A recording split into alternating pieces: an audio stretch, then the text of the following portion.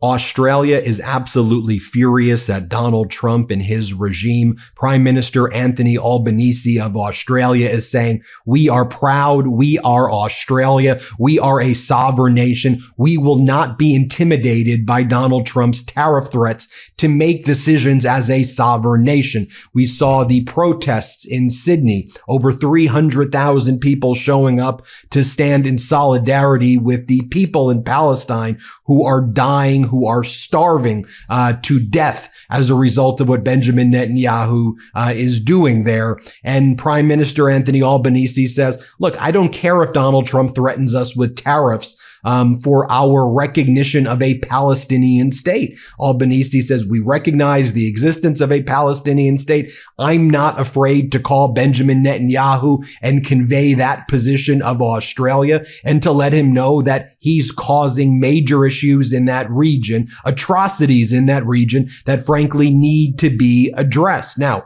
Donald Trump, though, is afraid to call Anthony Albanese and the ambassador to the United States from Australia, Kevin Rudd, who used to be a prime minister in Australia. Although Rudd and Donald Trump had a secret meeting, it was believed sometime in the January period. But Donald Trump is not meeting with Albanese. Now, the right-wing coalition, which is called the Liberal Party, and their coalition in Australia, it's a little confusing. The Liberal parties, the right-wing party, the center-left parties, the Labour Party in Australia. The government right now is the Labour Party government of Anthony Albanese. But the right-wing coalition, let's just call it that to make it easy, in Australia is saying, we need someone in Australia who Donald Trump likes more. We need to find a Trump puppet in Australia. Absolutely not. When the people voted for Anthony Albanese to become the Prime Minister of Australia, they voted for somebody who stands up against Donald Trump and his regime. Just to remind you, here was the speech that Albanese gave back on May 3rd, 2025, when he won the election in a landslide against the right-wing coalition by standing up for the people of Australia. Here, play this clip. Today, the Australian people have voted for Australian values, for fairness, aspiration and opportunity for all, for the strength to show courage in adversity and kindness to those in need. And Australians have voted for a future that holds true to these values, a future built on everything that brings us together as Australians and everything that sets our nation apart from the world. Now, this was from yesterday, where Tammy Bruce, the spokesperson for the Secretary of State, was asked by Australian media, why wasn't Donald Trump meeting with Prime Minister Anthony Albanese? Well, because Donald Trump is a coward. That's why. Donald Trump doesn't appreciate who his allies are. That's why. I also think that there's some deeper things going on with Australia as well. Do you remember that some of those nuclear secrets that Donald Trump brought to Mar-a-Lago? Remember, it was the Australian billionaire who Donald Trump talked about as well. So I think that Donald Trump's a little worried about that too. But here's what the Secretary of State spokesperson had to say. Play this clip. Yes, sir, from Australia. Thank you, Tammy. For a country like Australia, even though we have a free trade agreement, we're now being hit with tariffs. The US is reviewing the AUKUS submarine agreement, and it seems our Prime Minister can't even get a meeting with your president. What does this say about the way the United States now views some of its relationships with its traditional allies? Well, I don't speak for President Trump, right? He's made clear his intentions and his efforts around the world. Here at the State Department, of course, we speak for the view and approach of Secretary Rubio. What I can say, though, is what President Trump has said publicly, which is that in the beginning of the tariff framework, it was to even the playing field. And then, yes, and move into negotiations with countries around the world. So for more details about the timing and plans and conversations, I'd refer you to the White House. What I do know, of course, is that we enjoy a terrific relationship with Australia. We always have, and I think we expect to have that continue. I can say that our alliance has never been stronger or more important. We share the same values, beliefs, and goals. We have fought, of course, side by side in battles over the last 100 years. But I think that for President Trump's approach and attitude, it really is about America being as strong as she can be, which matters to the rest of the world and informs all the rest of our alliances and partnerships for our nation to be as strong and as secure as we can be. Certainly, Australia and all of our partners around the world recognize this. It's been, I think, a very long time, which is why many people have been surprised that we're going to have conversations like this. We've seen his success, the money that has come into America as a tremendous supplier and supplier of goods around the world.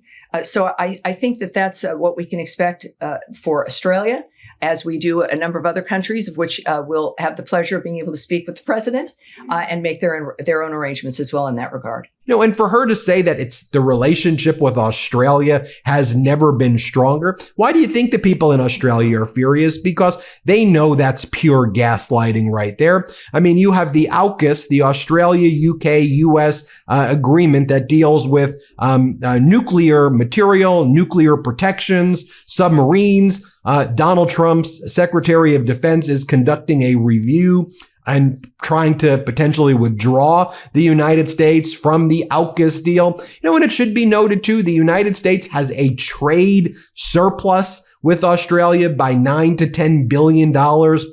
The United States has a free trade agreement with Australia from 2004. So the people in Australia fought wars side by side with Americans. We're always there to help and support Americans. So no wonder Australians are absolutely pissed and furious right here. Switching gears for a moment to bring you some important news. The Trump administration is preparing to cancel $7 billion in solar energy grants aimed at helping low and middle income families go solar.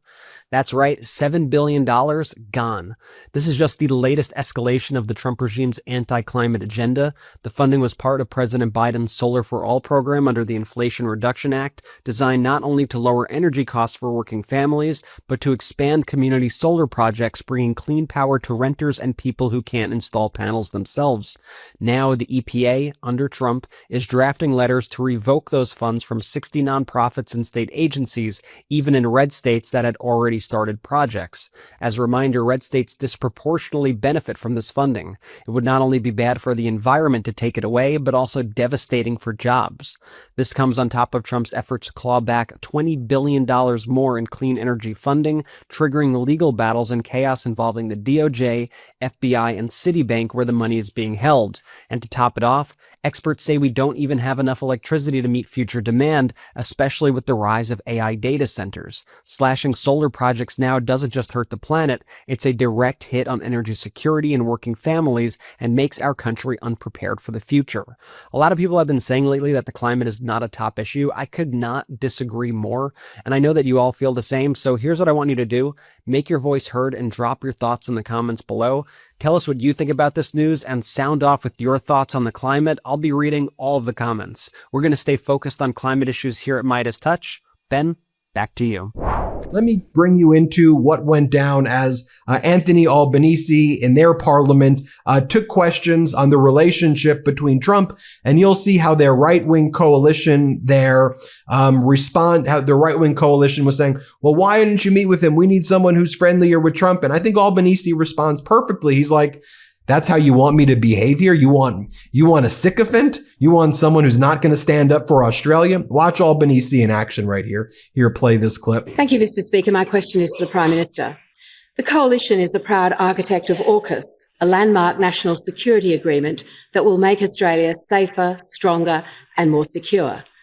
The Coalition cabinet I served in delivered AUKUS because we understand the US is our most important ally. 261 days ago, the American people elected a new president. In that time, more than 30 world leaders have met with the US president. Why has the Australian Prime Minister failed to meet with the US president? Call to the Prime Minister. I thank the member for the question. Last time I looked, just to have a bit of fact check, AUKUS wasn't actually delivered during the former government. The concept, to give credit Members on my where left credit's will cease due. objecting. did come from the Morrison government, but the AUKUS agreement was signed by myself, President Biden, and Prime Minister Sunak, in San Diego. That is just a fact, Mr. Speaker. Now, the US President was elected and took office in January. Since then, we have had 3 conversations. I also make the point that there is no country, including the announcement today of an arrangement with Japan and the United States, in which the previous tariff level of 25% across the board has been reduced to 15%, is still higher than the tariff rate of 10%, which Australia has. And that Australia has a lower TAFE rate, or equal to every other country on earth. Australia used to, on a bipartisan basis, support free and fair trade. That's right. Both sides. That's right. I find it extraordinary that the coalition seemed to have made a decision by the US administration to, contrary to our free trade agreement with the United States, apply an across-the-board tariff on Australian exports into the United States, has brought with it not a criticism of the issue of the imposition of tariffs, but a criticism, rather than choosing to support Australia, has chosen the opposite. Thought that was a powerful moment. Now, let me show you what's going on, though, on the right-wing channels in Australia. Sky News, I know that's owned by Murdoch. That's their right-wing Fox News propaganda machine. It's why the MeidasTouch network needs to set up shop in Australia, which we're going to do. We're working on the Meidas Down Under, the Meidas Mates. We're building Canada first, then Australia. So we're coming to Australia. Let me be clear about that. But let me show you how they're trying to utilize this. And to me, this is part of Trump's MAGA playbook, working with the right-wing coalition of Australia to try to harm the Labour Party, the governing party right now, by Albanese. Here they are on Sky News. They bring on this guest who claims to be a Trump 2016 campaign operative. I guess they couldn't find anybody else on Sky News, who basically says, well, you know, Donald Trump just doesn't like Kevin Rudd, the ambassador to the United States, because Kevin Rudd was mean to Donald Trump when Donald Trump led the insurrection. Here, play this clip. Donald Trump needs to find an Australian that he likes, or Australia needs to find an Australian that Donald Trump likes, and let that person take point, because so much with Donald Trump is personal relationships. So do you think this is personal? He simply doesn't know Anthony Albanese, or he doesn't like him? I think he doesn't like the current ambassador, and that's one of the biggest issues. Really? Wow. So that ambassadorial role really matters when it comes to getting through those concrete walls with certain people. Yeah, with certain countries and certain people. But Donald Trump's a deal maker, and so you bring a deal, he's going to talk through it. And this is what they're pushing on Sky News. You see here one of their guests saying the same thing. I know I'm showing you this to call it out, not to present this as fact. I want to show people how in Australia they have their own Fox News propaganda machine that tries to take down the Labour government right now, that's doing its best to stand up to the Trump regime. Here they are talking about how, Donald Trump doesn't want to meet with Albanese because of Kevin Rudd, who is the ambassador to the United States, because Trump said that he's a nasty guy. Here, play this clip. What I know for certain is this: Albanese will not appear in the Oval Office with Donald Trump. Why won't he do that? Because the Australian ambassador, Kevin Rudd, all protocols tell you, would have to be in the room. You cannot have, the Australian government will not allow Kevin Rudd to be in the same room as President Trump, given what Rudd has said about Trump publicly over the years. It would be potentially an explosion in humiliation, a lesson in humiliation. If JD Vance or Rubio says to Kevin Rudd in the meeting, aren't you the bloke that called President Trump here a threat to democracy, a crazy man, a village idiot? I mean, that meeting could explode into something a lot worse than the Zelensky moment.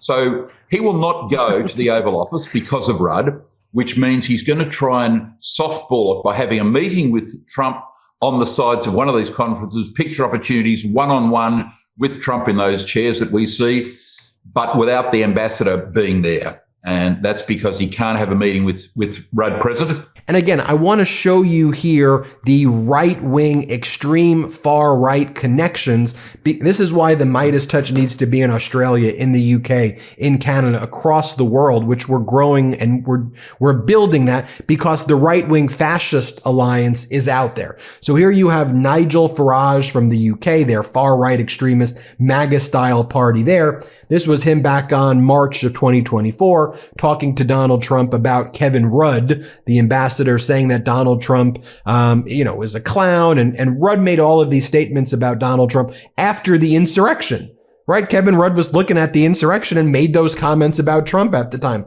And watch what happens here. Here, play this clip. Now, of course, things have changed in Australia. We've got a Labour government in Australia. The previous ambassador, Joe Hockey, I think was quite a good friend of yours. You got on pretty well with him. Now they've appointed Kevin Rudd, former Labour MP. I mean, he has said the most horrible things. You were a destructive president, a traitor to the West. And he's now Australia's ambassador in Washington. Yeah, well, I don't know. Would you take a phone call from him? He won't be there long if that's the case. I don't know much about him. I heard he was a little bit nasty.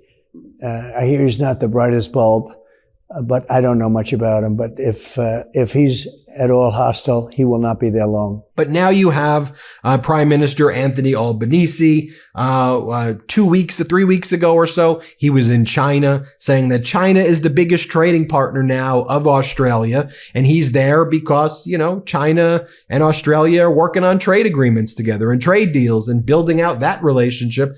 And that's what's going to happen if the U.S. is going to pull out of AUKUS. If the U.S. is going to do all that, you're going to strengthen the relationship between China and Australia and China and other countries. Here, play this clip. I'm here in Shanghai, China, supporting Australian businesses, supporting Australian jobs, and supporting our economy. We know that 1 in 4 of Australia's jobs depends upon free and fair trade. And our biggest export partner is China. So here I've brought a whole range of businesses with us from the resources sector, tourism and education, all engaging with China in a constructive way in order to boost our economic benefit. Engaging with China is in our interests to build a stable and secure region. Here, over the next few days, what I'm doing is building on that relationship to the benefit of Australian jobs and the Australian economy. Now, finally here, let me just show you all to remind you what those protests look like in Sydney. Let's play it.